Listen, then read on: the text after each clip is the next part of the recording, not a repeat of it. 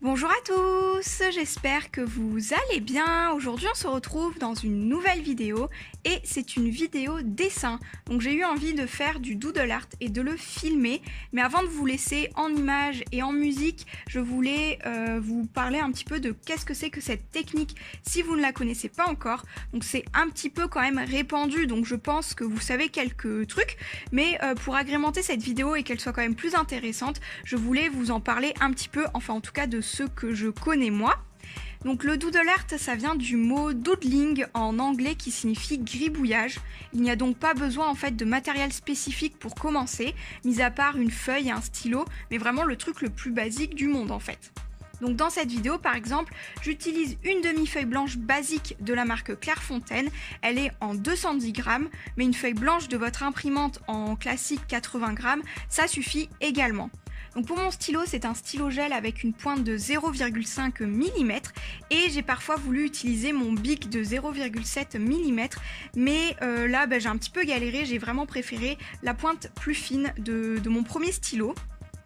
Donc le doodle art ou le gribouillage, ça s'appuie principalement sur notre imagination.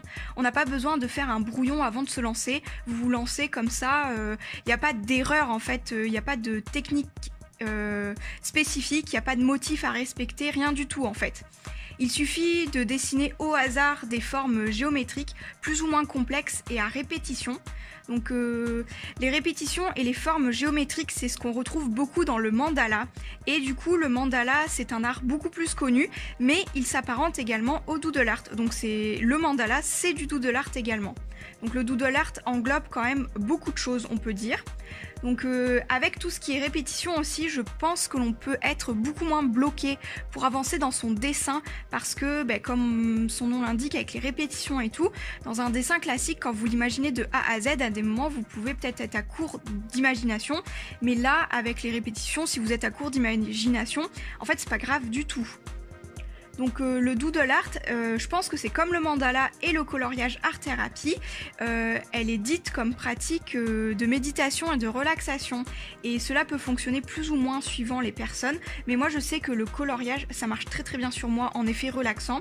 Et d'ailleurs quand j'ai fait ce petit doodle, ça m'a fait vraiment le plus grand bien. J'ai posé mon cerveau et ça m'a fait du bien.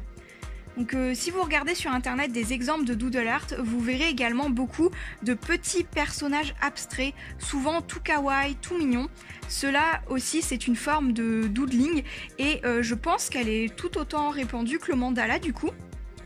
Et si on part du principe que le doodling c'est du gribouillage, les petits dessins en coin de feuille pendant qu'on était en cours, au collège, lycée et tout, c'est du doodle art aussi. Quand vous griffonnez au téléphone, etc., je pense que c'est aussi du doodle art. C'est peut-être moins recherché, etc.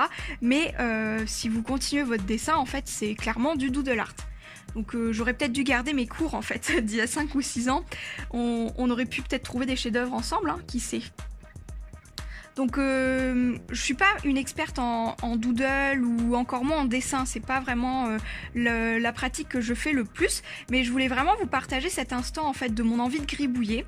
Donc dans ce dessin, je suis partie sur des motifs très très petits et même si ma feuille elle est qu'au format A5, je n'ai pas fini de la remplir, loin de là, mais je compte bien la continuer en fait et la remplir en entier. Je trouve que ça fait vraiment beau, tout chargé, etc. J'aime beaucoup le rendu.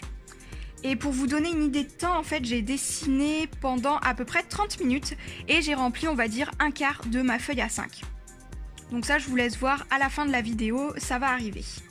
Donc si la suite de ce dessin vous intéresse, vous pouvez liker bien évidemment la vidéo ou me le dire en commentaire, comme ça je vous ferai peut-être la suite si c'est quelque chose qui vous intéresse. Donc ça, n'hésitez pas à me le faire savoir et j'espère que cette vidéo vous plaît, qu'elle vous plaira aussi par la suite parce que du coup je vais vous laisser en musique et je vous dis à très très bientôt dans de prochaines vidéos. Ciao!